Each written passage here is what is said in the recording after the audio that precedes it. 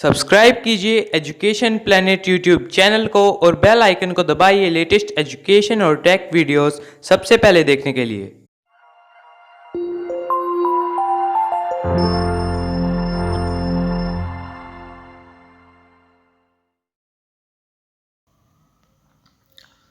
प्रिय विद्यार्थियों, आपका स्वागत है एजुकेशन प्लेनेट नौहर चैनल पर।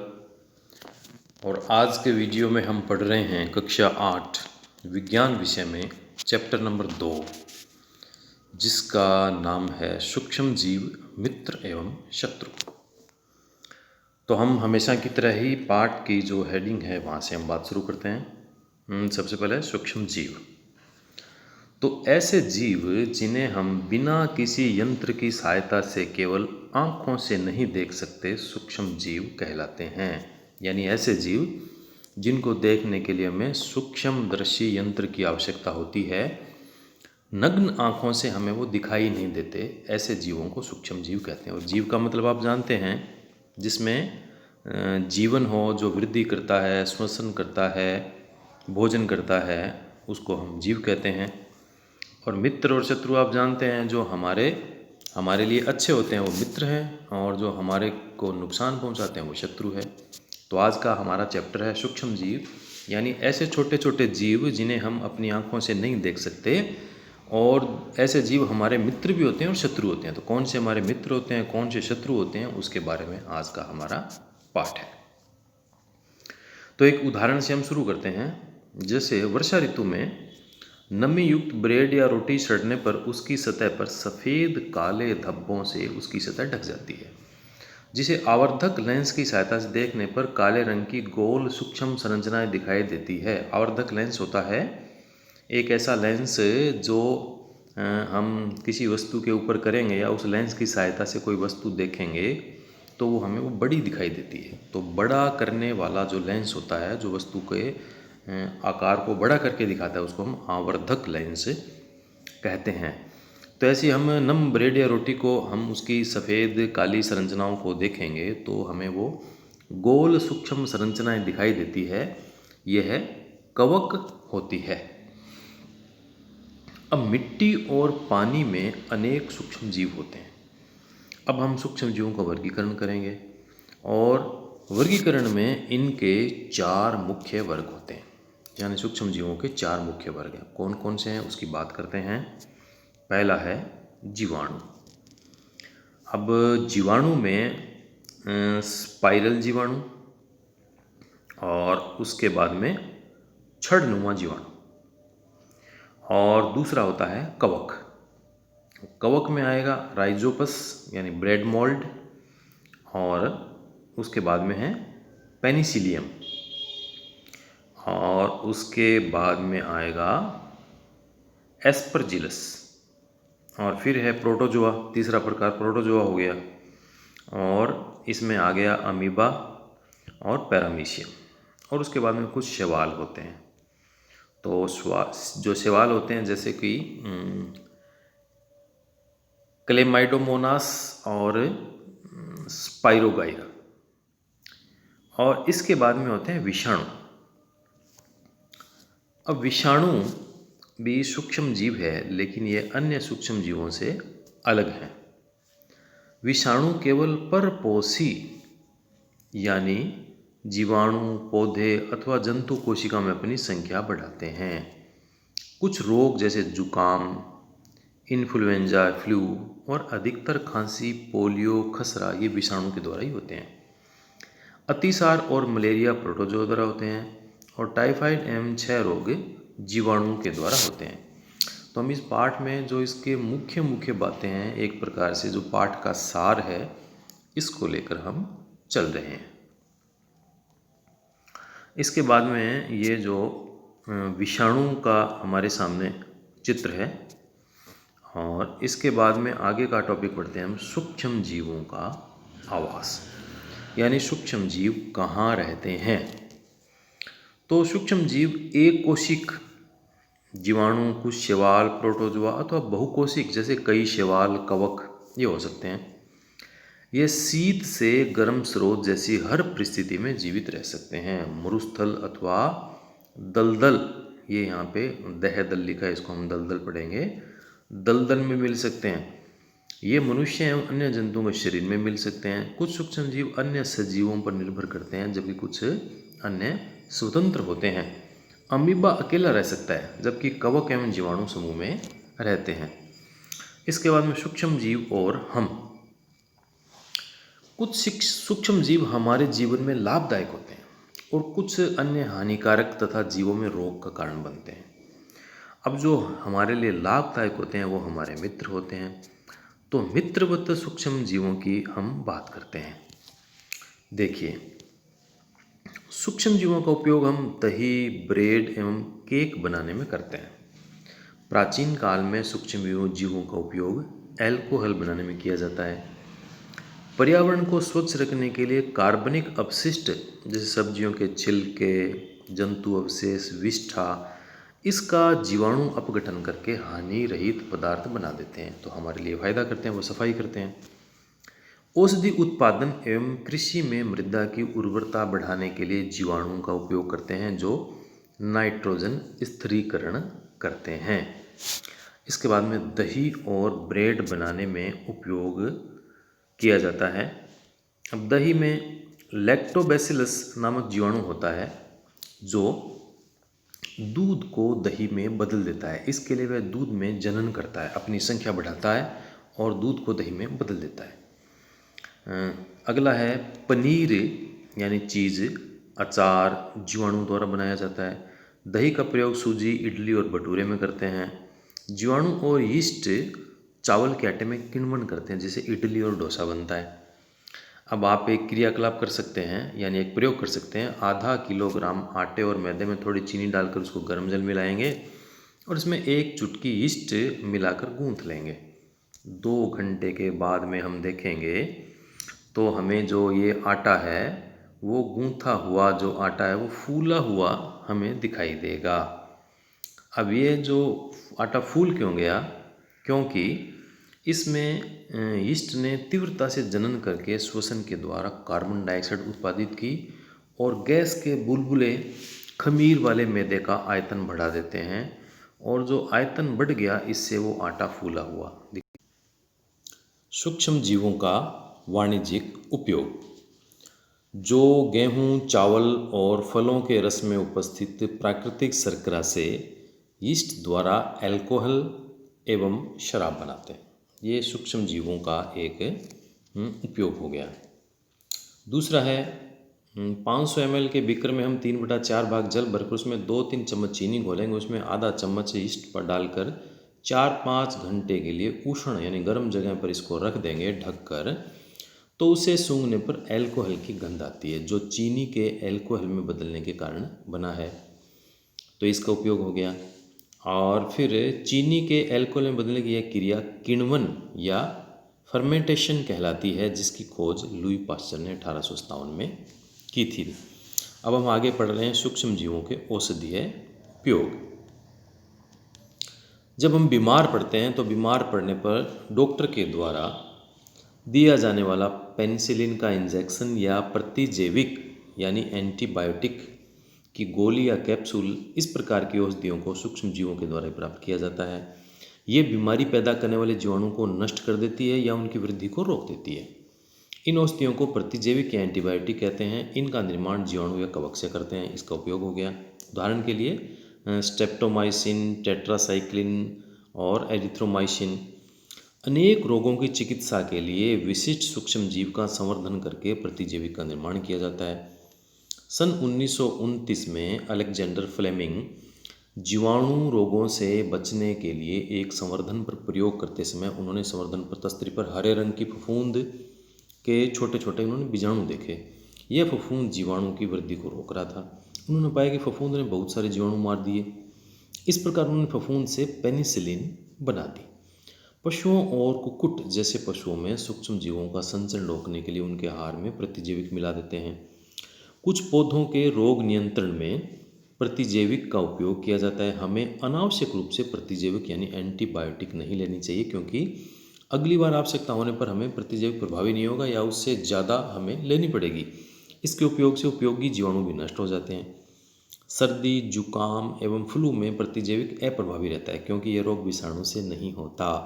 इसका मतलब यदि हमें सर्दी है, जुकाम है, फ्लू है, तो फिर हमें एंटीबायोटिक लेने का कोई मतलब नहीं है। अतः हमें डॉक्टर की सलाह पर ही एंटीबायोटिक या प्रतिजैविक लेनी चाहिए और उस दवा का कोर्स पूरा करना चाहिए। दवा को ऐसे नहीं है कि एक टेबलेट, आप डॉक्टर ने कहा 3 टेबलेट लेनी है 3 दिन और हमने एक ली, आगे ली नहीं, ऐसा नहीं करना चाहिए। एंटीबायोटिक का पूरा कोर्स होता है, जितनी डॉक्टर आपको दवा बताए उतनी पूरी लेनी चाहिए। इसके बाद का टॉपिक है वैक्सीन या टीका। रोग कारक के हमारे शरीर में प्रवेश के बाद उनसे लड़ने के लिए हमारा शरीर प्रतिरक्षी बनाता है, एंटीबॉडी बनाता है, प्रतिरक्षी बनाता है। हमारा शरीर ये याद रखता है कि भविष्य में इस रोग कारक के हमारे शरीर में आने पर किस प्रकार लड़ा जाए। अतः स्वस्थ व्यक्ति के शरीर में मृत या निष्क्रिय सूक्ष्म जीवों का प्रवेश कराते हैं, इसे वैक्सीन या टीका कहते हैं।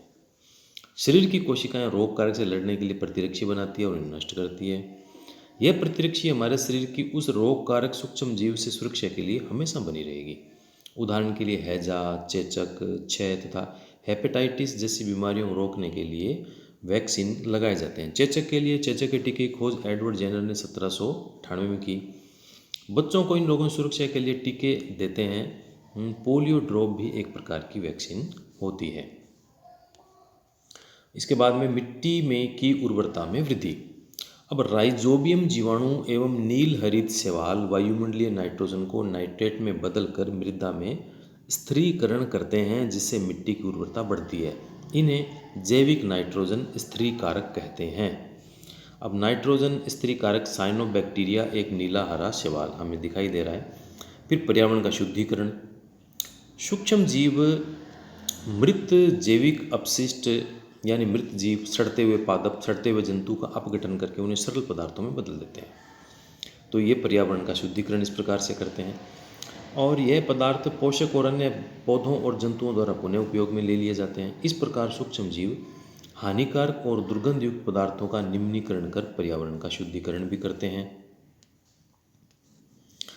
इसके बाद में हम देखते हैं हानिकारक सूक्ष्म जीव। कुछ सूक्ष्म जीव मनुष्य, जंतुओं एवं पौधों में रोग उत्पन्न करते हैं। ऐसे सूक्ष्म जीवों को हम रोगाणु अथवा रोगजनक कहते हैं।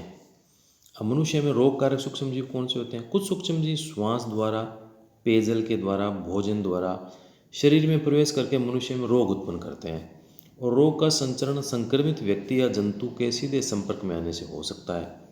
और सूक्ष्म जीवों द्वारा होने वाले ऐसे रोग जो एक संक्रमित व्यक्ति से स्वस्थ व्यक्ति में वायु, जल, भोजन या कायिक संपर्क द्वारा फैलते हैं, इनको संचरणीय रोग कहते हैं। जैसे उदाहरण के तौर पे हैजा, सामान्य सर्दी जुकाम, चिकन पॉक्स, क्षय रोग, ये संचरणीय रोग है। और कुछ कीट एवं जंतुओं द्वारा रोग कारक सूक्ष्म जीवों के रोग वाहक का कार्य भी किया जाता है, जैसे घरेलू मक्खी। अब ये घरेलू मक्खी जब कूड़े और करकट जंतु अपशिष्ट पर बैठती है, रोगाणु उसके शरीर से चिपक जाते हैं। जब ये मक्खी बिना ढके भोजन पर बैठती है तो रोगाणु का स्थानांतरण संभव हो जाता है। जो व्यक्ति ऐसा संदूषित भोजन करेगा वह बीमार पड़ जाएगा, इसलिए भोजन को हमेशा ढक कर रखना चाहिए। इसके बाद में है मच्छर। मादा एनोफ्लीज मच्छर प्लेज्मोडियम मलेरिया का परजीवी का भाग है। तो मादा एडिस मच्छर डेंगू के वायरस का भाग है और सभी मच्छर जल में ही पैदा होते हैं। हमें पानी को कहीं भी जैसे कूलर, टायर, फूलदान इत्यादि में रोक के नहीं रखना चाहिए, रुका हुआ नहीं रहने देना चाहिए। अतः अपने आसपास के स्थान को स्वच्छ एवं शुष्क रखना चाहिए। और इसके बाद में है मनुष्य में सूक्ष्म जीवों द्वारा होने वाले सामान्य रोग। तो इसमें रोग का नाम लिखा हुआ है, फिर रोग कारक सूक्ष्म जीव और संचरण का तरीका और बचाव के उसके उपाय। तो इसको हम देख लेंगे तो ये सारी की सारी चीज़ें हमें ध्यान में आ जाएगी। अब जंतुओं में रोग कारक जीवाणु। रॉबर्ट कोच ने सन 1876 में बैसिलस एंथ्रेसिस नामक जीवाणु की खोज की, जो एंथ्रेक्स रोग का कारक है। यह मनुष्य और मवेशी होने वाला भयानक रोग है। वायरस गाय में खुर और मुंह के रोग पैदा करता है। पौधों में रोग उत्पन्न करने वाले सूक्ष्म जीव भी होते हैं। अनेक सूक्ष्म जीव जैसे गेहूँ, चावल, आलू, गन्ना, संतरा, सेब आदि पौधों में रोग के कारक हैं। रोग के कारण फसल की पैदावार में कमी आ जाती है। इन सूक्ष्म जीवों पर नियंत्रण के लिए कुछ रसायनों का प्रयोग हम कर सकते हैं। अब जैसे सूक्ष्म जीवों और पौधों में होने वाले कुछ सामान्य रोग, अब ये पादप का नाम है रोग का और कौन से सूक्ष्म जीव के द्वारा होता है और संचरण का उसका तरीका क्या है, ये हमने सारणी में इसको हमने दे रखा है। तो इसके बाद में हम आगे बढ़ते हैं। इसके बाद का टॉपिक आता है खाद्य विषाक्तता। अब सूक्ष्म जीवों द्वारा संदूषित भोजन करने से खाद्य विषाक्तता हो जाती है। खाद्य विषाक्तता का मतलब है कि भोजन जहर में बदल जाता है, विष में बदल जाता है। हमारे भोजन में उत्पन्न वाले सूक्ष्म जीव कभी कभी विषैले पदार्थ उत्पन्न करते हैं और ये भोजन को जहरीला या विषाक्त बना देते हैं, जिसको खाने से व्यक्ति गंभीर रूप से रोगी हो सकता है या कभी कभी उसकी मृत्यु भी हो सकती है। अतः हमें भोजन को संदूषित होने से बचाना चाहिए, भोजन को खराब होने से बचाना चाहिए। अब भोजन को खराब होने से बचाना या भोजन को लंबे समय तक ठीक रखना, उसको साफ सुथरा रखना, उसकी गुणवत्ता समाप्त नहीं हो ऐसा रखना, इसके तरीकों को कहते हैं हम खाद्य परिरक्षण। अब खुले और नम स्थान पर रखी ब्रेड पर कवक आक्रमण कर देते हैं और सूक्ष्म जीवों द्वारा भोजन संदूषित होने से उसमें दुर्गंध आने लगती है। आपने देखा ना, कई बार सब्जी आपने सुबह रखी है तो शाम तक उसमें कुछ दुर्गंध आने लगी, तो वो सूक्ष्म जीव उसको खराब कर देते हैं, उसको संदूषित कर देते हैं। इसके कारण से उसमें दुर्गंध आने लगती है, इसका स्वाद भी खराब हो जाता है, रंग रूप में भी परिवर्तन इसमें आ सकता है। अब खाद्य परिरक्षण के कुछ सामान्य तरीकों का उपयोग कर हम भोजन को सूक्ष्म जीवों द्वारा संदूषित होने से बचा सकते हैं। अब इसके रासायनिक उपाय कौन कौन से हैं? नमक और खाद्य तेल का उपयोग सूक्ष्म जीवों की वृद्धि रोकने के लिए किया जाता है, इसलिए इन्हें परिरक्षक कहते हैं। आपने देखा होगा ना, जब अचार बनाते हैं तो उसमें नमक का उपयोग करते हैं, तेल का उपयोग करते हैं। तो अचार में सूक्ष्म जीवों की वृद्धि रोकने के लिए नमक अथवा खाद्य तेल अथवा अम्ल का उपयोग करते हैं। सामान्य रासायनिक परिरक्षकों जैसे सोडियम बेंजोएट और सोडियम मेटाबाइसल्फाइड का उपयोग जैम और स्क्वैश बनाने में होता है, जो इन्हें संदूषित होने से बचाते हैं। नमक के द्वारा परीक्षण किया जाता है। मांस और मछली के परीक्षण के लिए सामान्य नमक का उपयोग किया जाता है। मांस और मछली में जीवाणु की वृद्धि को रोकने के लिए उन्हें सूखे नमक से ढक देते हैं। नमक का उपयोग आम, आंवला और इमली के परीक्षण में भी करते हैं। चीनी के द्वारा भी परीक्षण होता है। जैम, जेली, स्क्वैश में नमी को कम करने के लिए चीनी का परिरक्षक के रूप में उपयोग करते हैं। यह संदूषण करने वाले जीवाणु की वृद्धि को रोक देता है। तेल एवं सिरके के द्वारा भी परिरक्षण किया जाता है। सब्जियां, फल, मछली, मांस, अचार को संदूषण से बचाने के लिए तेल और सिरके का उपयोग करते हैं। इसमें जीवाणु जीवित नहीं रह सकते। गर्म और ठंडा करना, जिसको हम पाश्चरीकरण कहते हैं, ये भी एक इसका विशेष तरीका है। हम दूध को 70 डिग्री सेंटीग्रेड पर 15 से 30 सेकंड के लिए गर्म करते हैं, जिसमें सूक्ष्म जीव नष्ट हो जाते हैं। फिर एकाएक ठंडा करके उसका भंडारण कर लेते हैं। कम ताप पर सूक्ष्म जीवों की वृद्धि रुक जाती है। ये सेकंड है, इसकी जगह मिनट यहाँ पे होना चाहिए। इस प्रक्रिया की खोज लुई पाश्चर नामक वैज्ञानिक ने की थी, इसलिए इसे पाश्चरीकरण भी कहते हैं। थैलियों में आने वाला दूध पाश्चरीकृत होता है, अतः बिना उबाले इसका उपयोग कर सकते हैं, क्योंकि ये सूक्ष्म जीवों से मुक्त होता है। इसके बाद में भंडारण और पैकिंग। मेवे अथवा सब्जियों को वायुरोधी पैकेटों में सील करके बेचा जाता है, जिससे सूक्ष्म जीवों से बचाव होता है। अगला टॉपिक है हमारा नाइट्रोजन का स्थिरीकरण। राइजोबियम जीवाणु लेग्यूम पौधों दलहन में नाइट्रोजन स्थिरीकरण करता है। राइजोबियम लेग्यूम पौधे जैसे सेम, मटर की ग्रंथिकाओं में सहजीवी के रूप में रहते हैं। तड़ित विद्युत द्वारा भी नाइट्रोजन का स्थिरीकरण होता है। नाइट्रोजन की मात्रा वायुमंडल में स्थिर रहती है। अब आप देखिए, ये लेग्यूम पौधे की जो जड़ है उसकी ग्रंथिकाएँ दिखाई दी है। इसके बाद में आता है नाइट्रोजन चक्र। हमारे वायुमंडल में 78% नाइट्रोजन गैस है। नाइट्रोजन सजीवों को प्रोटीन, क्लोरोफिल, न्यूक्लिक एसिड और विटामिन बनाने के लिए नाइट्रोजन की जरूरत होती है। पौधे और जंतु वायुमंडल की नाइट्रोजन गैस का उपयोग सीधे नहीं कर सकते। मिट्टी में उपस्थित जीवाणु एवं नीले हरे शैवाल वायुमंडल की नाइट्रोजन यौगिकों में बदलकर उसका स्थिरीकरण करते हैं। इन नाइट्रोजन यौगिकों को पौधों के जड़ तंत्र मिट्टी में से अवशोषित करते हैं, जिसका उपयोग प्रोटीन और अन्य यौगिकों के संश्लेषण में होता है। जंतु पौधों में प्रोटीन एवं अन्य नाइट्रोजन यौगिक प्राप्त करते हैं। मिट्टी में उपस्थित जीवाणु और कवक पौधों और जंतुओं की मृत्यु के बाद नाइट्रोजनी अपशिष्ट को नाइट्रोजनी यौगिकों में बदल देते हैं, जिसका उपयोग पौधे वापस कर लेते हैं। कुछ विशिष्ट जीवाणु नाइट्रोजनी यौगिकों को नाइट्रोजन गैस में बदल देते हैं, जो वायुमंडल में चली जाती है। अब ये देखिए नाइट्रोजन का चक्र, जिसमें हमें दिखाया गया है किस प्रकार से नाइट्रोजन मिट्टी में उपस्थित नाइट्रोजन के यौगिक होते हैं और कैसे वो जीवाणु के द्वारा नाइट्रोजन यौगिकों का गैसीय नाइट्रोजन में परिवर्तन हो जाता है, फिर ये वायुमंडलीय नाइट्रोजन, और इस प्रकार से तड़ित के द्वारा फिर ये पूरा चक्र लगा रहता है। और इस नाइट्रोजन चक्र के द्वारा जो वायुमंडल में नाइट्रोजन की मात्रा है वो हमेशा स्थिर रहती है। अब इसके प्रश्न उत्तर हम देखते हैं, जो पाठ्य पुस्तक के प्रश्न उत्तर हैं हम उनकी बात करेंगे। चलिए प्रारंभ करते हैं। पहला प्रश्न है सूक्ष्म जीवों को रिक्त स्थान की सहायता से देख सकते हैं, तो इसमें सूक्ष्मदर्शी आएगा, सूक्ष्मदर्शी की सहायता से देख सकते हैं। नीले हरे शैवाल वायु से नाइट्रोजन का स्थिरीकरण करते हैं, जिससे मिट्टी की उर्वरता में वृद्धि होती है। अल्कोहल का उत्पादन यीस्ट नामक सूक्ष्म जीव की सहायता से किया जाता है। हैजा जीवाणु के द्वारा होता है। अब सही शब्द के आगे हमें निशान लगाना है। ईस्ट का उपयोग निम्न के उत्पादन में होता है, तो ईस्ट का उपयोग अल्कोहल के उत्पादन में होता है। निम्न में से कौन सा प्रतिजैविक है, तो स्ट्रेप्टोमाइसिन प्रतिजैविक है। मलेरिया परजीवी का वाहक कौन सा है, मादा एनोफिलीज मच्छर है। संचरणीय रोगों का सबसे मुख्य कारक है घरेलू मक्खी, चींटी, घरेलू मक्खी, ड्रैगन मक्खी, मकड़ी, इसमें घरेलू मक्खी आएगी। ब्रेड अथवा इडली फूल जाते हैं, इसका कारण है यीस्ट कोशिकाओं में वृद्धि। और चीनी को अल्कोहल में परिवर्तित करने के प्रक्रम का नाम है किण्वन। अब कॉलम 1 और कॉलम 2 में जो हमें विषय दिए हुए हैं उनका हमें मिलान करना है, तो इसका हम मिलान करते हैं। देखिए जीवाणु ये हैजा का कारक है, राइजोबियम नाइट्रोजन स्थिरीकरण, लैक्टोबैसिलस दही का जमना, यीस्ट ब्रेड की बेकिंग, एक प्रोटोजोआ मलेरिया कारक और एक विषाणु एड्स का कारक है। अगला प्रश्न है क्या सूक्ष्म जीव बिना यंत्र की सहायता से देखे जा सकते हैं? यदि नहीं तो वे कैसे देखे जा सकते हैं? बिना यंत्र से नहीं देख सकते, नग्न आंखों से नहीं देखा जा सकता क्योंकि बहुत छोटे होते हैं।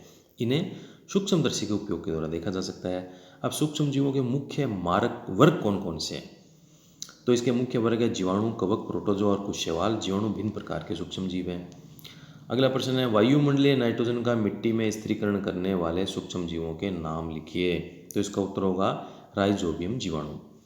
अगला प्रश्न है हमारे जीवन में उपयोगी सूक्ष्म जीवों के बारे में 10 पंक्तियाँ लिखिए।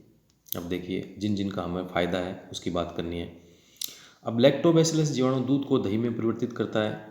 फिर दूसरा जीवाणु पनीर बनाने में मदद करते हैं। तीसरा एसिटोबैक्टर एसिटी अल्कोहल में एसिटिक अम्ल बनाने में उपयोग करते हैं। चौथा खमीर या ईस्ट का उपयोग शराब और अल्कोहल के औद्योगिक उत्पादन में किया जाता है। पाँचवां विशिष्ट प्रकार के सूक्ष्म जीवों को संबंधित कर प्रतिजैविकों का उत्पादन करते हैं। छठा कुछ जीवाणु वातावरण की नाइट्रोजन को नाइट्रेट में परिवर्तित कर मृदा की उर्वरता को बढ़ा देते हैं। सातवां जीवाणु का उपयोग औषधियों के निर्माण में किया जाता है। और आठवां जीवाणु का उपयोग अचार तथा अन्य खाद्य पदार्थों को बनाने में भी किया जाता है। ईस्ट का उपयोग ब्रेड, पेस्ट्री, केक बनाने में भी किया जाता है। और पर्यावरण के शुद्धिकरण में सूक्ष्म जीवों का उपयोग किया जाता है। अब अगला प्रश्न है सूक्ष्म जीवों द्वारा होने वाले हानिकारक प्रभावों का संक्षिप्त विवरण दीजिए। अब उनका जो हानिकारक प्रभाव होता है उसकी बात करते हैं। बहुत सारे सूक्ष्म जीव रोग फैलाते हैं। साधारण रोग जैसे जुकाम, फ्लू, साधारण खांसी विषाणु जनित रोग है। खतरनाक रोग जैसे खसरा, पोलियो, ये विषाणु जनित रोग है। अतिसार और मलेरिया प्रोटोजोआ जनित रोग है। टाइफाइड और क्षय रोग जीवाणु द्वारा होते हैं। पशुओं में होने वाला खुर और मुंह का रोग विषाणु जनित रोग है। एंथ्रेक्स मनुष्य तथा पशुओं में होने वाला खतरनाक रोग जीवाणु जनित है। और कुछ सूक्ष्म जीव खाद्य विषाक्तन पैदा कर देते हैं।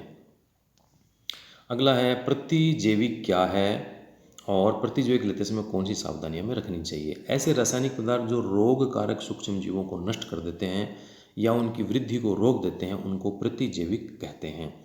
और प्रतिजैविकों का उपयोग चिकित्सक की सलाह पर करना चाहिए। दवा का कोर्स पूरा करना चाहिए, उसको बीच में नहीं छोड़ना चाहिए। अब इस पाठ के कुछ अन्य महत्वपूर्ण प्रश्न है उसकी भी जल्दी से बात कर लेते हैं हम। जीवाणु द्वारा होने वाले रोग का उदाहरण नहीं है। टाइफाइड, हैजा, पोलियो है, क्षय रोग नहीं है, तो इसमें डी ठीक होगा। खसरा किसके द्वारा होता है? शैवाल के द्वारा होता है।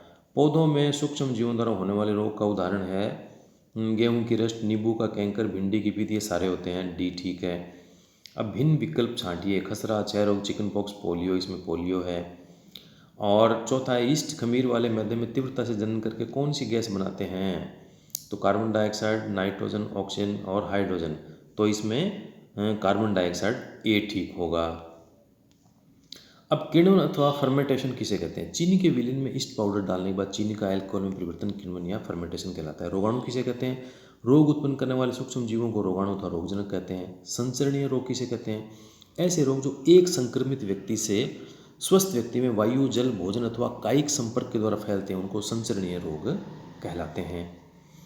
अब थोड़े से बड़े प्रश्न हैं। पाश्चुरीकरण पर संक्षिप्त टिप्पणी लिखिए। दूध को 70 डिग्री सेंटीग्रेड पर 15 से 30 सेकंड या मिनट होना चाहिए गर्म करते हैं तो सूक्ष्म जीव नष्ट हो जाते हैं, फिर एकाएक ठंडा कर उसका भंडारण करते हैं।